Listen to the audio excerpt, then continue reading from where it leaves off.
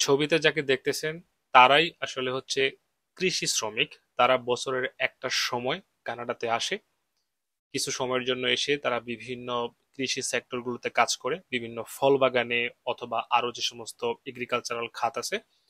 এরপর একটা সময় পর তারা তাদের নিজ দেশে চলে যায়। দর্শক, আজকে আমরা এই পুরো বিষয়টা নিয়ে আলোচনা করব, কানাডার কৃষি বিষয় সম্পর্কে। আপনারা যারা বিভিন্ন প্রশ্ন করেন যে বিভিন্ন বাগানের লুক নিচ্ছে, আপেল বাগানের লুক নিচ্ছে, এবং আমিও দেখি যে বিভিন্ন পেজে এই সামার আসলেই কানাডার সম্পর্কে বিজ্ঞাপন দিয়ে বেড়ায় যে কানাডার কৃষি বিষয়ে লুক নিচ্ছে, আপেল বাগানে কাজ করবে বা স্ট্রবেরি খেতে। আজকে আমি আমার বাসা থেকে প্রায় 1.5 ঘন্টা দূরে হচ্ছে আপনার একটা চেরি বাগানে গিয়েছিলাম, যেখানে আসলে মূলত বিভিন্ন ধরনের ফল গাছ আছে। যেমন যে ফলটাকে আপনারা দেখছেন, এটা আসলে মূলত পিচ ফল। এটাও এক ধরনের ফল, পাম সহ চেরি, আর অসংখ্য ফল ছিল।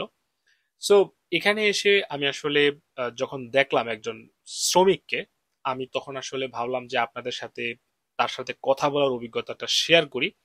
নর্মালি বিভিন্ন পেজে আসলে আমি বিজ্ঞাপন দেখতে পাই কানাডার কৃষি বিষয় সম্পর্কে। এই যে লুকটাকে দেখতেছেন, সেই লুকটার চেহারা আমি আসলে নেইনি, কারণ প্রাইভেসির কারণে। এখন তাকে আমি জিজ্ঞাসা করেছিলাম সে কোন দেশ থেকে এসেছে। সে বলেছে যে 7 মাসের জন্য সে মেক্সিকো থেকে এসেছে। অর্থাৎ তিনি একজন মেক্সিকান ওয়ার্কার, কানাডাতে এই যে ফল বাগানে কাজ করতেছেন, চেরি বাগানে এবং পিচ ফলের যে বাগান দেখতেছেন। দর্শক, আপনারা যে কৃষি বিষয় সম্পর্কে জানতে চান, এটা আসলে কতটুকু সম্ভব বাংলাদেশ থেকে? আমরা যদি কানাডার ইমিগ্রেশন ডিপার্টমেন্টের, আমরা যদি অফিসিয়াল ওয়েবসাইটে যাই, এটা হচ্ছে কানাডার ইমিগ্রেশন ডিপার্টমেন্টের অফিসিয়াল ওয়েবসাইট। ইমিগ্রেশনের তথ্যের ব্যাপারে এটাই হচ্ছে শেষ কথা। মানে এখানেই আপনি সব আপডেট পাবেন। আপনারা যদি গুগলে সার্চ দেন যে এগ্রিকালচারাল ওয়ার্কার্স ইন কানাডা, তাহলে এই পেজটা আপনারা পাবেন। এখানে এসে আমরা দেখতেছি যে সিজনাল এগ্রিকালচারাল ওয়ার্কার প্রোগ্রাম, এই প্রোগ্রামের মাধ্যমে হচ্ছে আপনার অল্প সময়ের জন্য কানাডাতে সিজনাল ওয়ার্কাররা এসে থাকে। এটার কিছু শর্ত আছে। দেখেন, এখানে বলেছে যে সর্বোচ্চ 8 মাস কানাডাতে স্টে করতে পারবে, 1 জানুয়ারি থেকে ডিসেম্বরের 15। অর্থাৎ 1 জানুয়ারি যদিও বরফ পড়ে, আরো কয়েক মাস বরফ পড়ে মার্চ পর্যন্ত। এই সময়ের পর দেখা গেছে যে গাছে পাতা আসা শুরু করে, বিভিন্ন এগ্রিকালচারাল অ্যাক্টিভিটি শুরু হয়।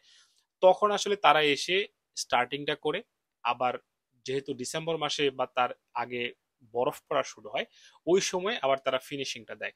এই কারণে বলা হয়েছে যে 8 মাস সর্বোচ্চ স্টে করতে পারবে এবং মিনিমাম 240 ঘন্টা কাজের হচ্ছে একটা যেই অফার আছে সেটা থাকতে হবে, এটাই বলেছে। ভিসা আসলে কারা পাবে, বা এই যে সিজনাল ওয়ার্কার প্রোগ্রাম, এটাতে কোয়ালিফাই করার জন্য 3টা ক্রাইটেরিয়া বলা আছে। একটা হচ্ছে আপনাকে অবশ্যই মেক্সিকো অথবা ক্যারিবিয়ান কান্ট্রিজ হতে হবে। এই যে দেখেন, মেক্সিকো আর ক্যারিবিয়ান হচ্ছে এই কান্ট্রিজ গুলো। তো আমি যেহেতু বাংলাদেশি ভাই বোনদের জন্য কথা বলি, তাহলে এই যে সিজনাল ওয়ার্কার প্রোগ্রাম, এই প্রোগ্রামের অধীনে বাংলাদেশের কারো আসা আসলে সম্ভব না, যেহেতু কান্ট্রি সেট করে দেয়া আছে। সো আপনারা এই যে বিজ্ঞাপনগুলো দেখতেছেন, এই যে সামার আসলে 14 দিনে ভিসা, আগে কানাডা যাবেন এরপরে ভিসা, অথবা আগে যোগাযোগ করেন কিছু রিকোয়ারমেন্টস লাগবে না, পুরোটাই হচ্ছে একটা স্ক্যাম, একটা প্রতারণা। সো আপনারা অনেকেই এই ফাঁদে পড়েন। আমি অসংখ্য হচ্ছে আপনার বিজ্ঞাপন দেখি বিভিন্ন ভাইদের। তো অনেক সময় দেখা গেছে যে সময়ের অভাবে এগুলো নিয়ে কথা বলা হয় না। যেহেতু আজকে একটা বাগানে ঘুরতে আসলাম, সেহেতু আসলে এটা বলাটা খুব দরকার ছিল, এই কারণে বললাম। আরো একটা ব্যাপার, সেটা হচ্ছে আপনারা এই সিজনাল ওয়ার্কার ছাড়াও আপনারা এলএমআই বেসড হচ্ছে আপনারা যে ওয়ার্ক পারমিট, অর্থাৎ এমপ্লয়ার স্পেসিফিক, সেখানেও আপনারা আসতে পারবেন। দর্শক, এখানে আমি একটা কথা বলে নিই, বাংলাদেশে প্রচুর হচ্ছে আপনার এলএমআই বিক্রি হয়, যেগুলো 100% ভুয়া। বিভিন্ন মানুষজন টাকা পয়সা দিয়ে এলএমআই কিনতে গিয়ে হচ্ছে প্রতারিত হয়। সো আপনারা কখনোই এই ধরনের রাস্তায় যাবেন না। যাওয়া মানেই হচ্ছে নিশ্চিত প্রতারণার শিকার হওয়া।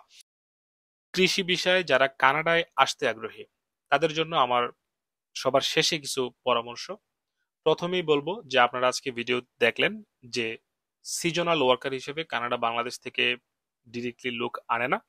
তবে এলএমআই বেসড জব যদি কেউ নিজের যোগ্যতায় ম্যানেজ করতে পারে, টাকা পয়সা খরচ করা ছাড়া, সেক্ষেত্রে আপনারা কিন্তু ওয়ার্ক পারমিটে আবেদন করতে পারেন। এবং আপনার ওয়ার্ক পারমিট অ্যাপ্রুভ হলে আপনি আসতে পারেন। সেক্ষেত্রে আপনাকে যেটা করতে হবে, কানাডার যেই অফিসিয়াল জব ওয়েবসাইট আছে জব ব্যাংক, অথবা আরো যেই জব ওয়েবসাইট গুলো আছে ইনডিড, লিঙ্কডইন, আরো অসংখ্য আছে, এগুলোতে আপনারা যাবেন, নিজেদের একটা সিভি কভার লেটার তৈরি করবেন এবং আপনারা নিয়মিত এলএমএ বেস জবগুলোতে অ্যাপ্লাই করবেন। সো এই কিভাবে আপনারা জবের প্রস্তুতি নেবেন, কিভাবে হচ্ছে আপনারা একটা CV cover letter LinkedIn account তৈরি করবেন, সমস্ত যেই প্রিপারেশন এটা আপনারা আমার ইউটিউব চ্যানেলে দেখতে পাবেন, অসংখ্য ভিডিও আছে। আর আপনাদের যদি কোনো ইমিগ্রেশন বিষয়ক পরামর্শের প্রয়োজন হয়, একজন লাইসেন্স প্রাপ্ত ইমিগ্রেশন কনসালটেন্টের সাথে যোগাযোগ করবেন, যাদেরকে আমরা আরসিআইসি বলি। তারাই একমাত্র বৈধভাবে কানাডার ইমিগ্রেশন বিষয়ক সার্ভিসগুলো দিতে পারে।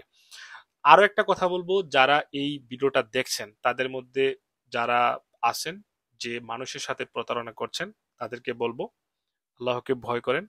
কারণ আপনারা যে কাজগুলো করছেন এর ফলে অসংখ্য মানুষের স্বপ্ন নষ্ট হচ্ছে, সর্বশান্ত হচ্ছে। সো তাদের কাজ তো হচ্ছেই না, এটা হওয়ার সম্ভব না, কিন্তু তারা কিন্তু সর্বশান্ত হয়ে যাচ্ছে আপনাদের জন্য। সো আপনারা কিন্তু এই কাজগুলো করবেন না। দর্শক, আজ এ পর্যন্তই। আপনাদের যদি কোনো প্রশ্ন থাকে তাহলে আমার ফেসবুক গ্রুপে যুক্ত হয়ে প্রশ্নটি করুন, আর নতুন নতুন ভিডিও পেতে আমার ইউটিউব চ্যানেলটি সাবস্ক্রাইব করুন। ধন্যবাদ সবাইকে।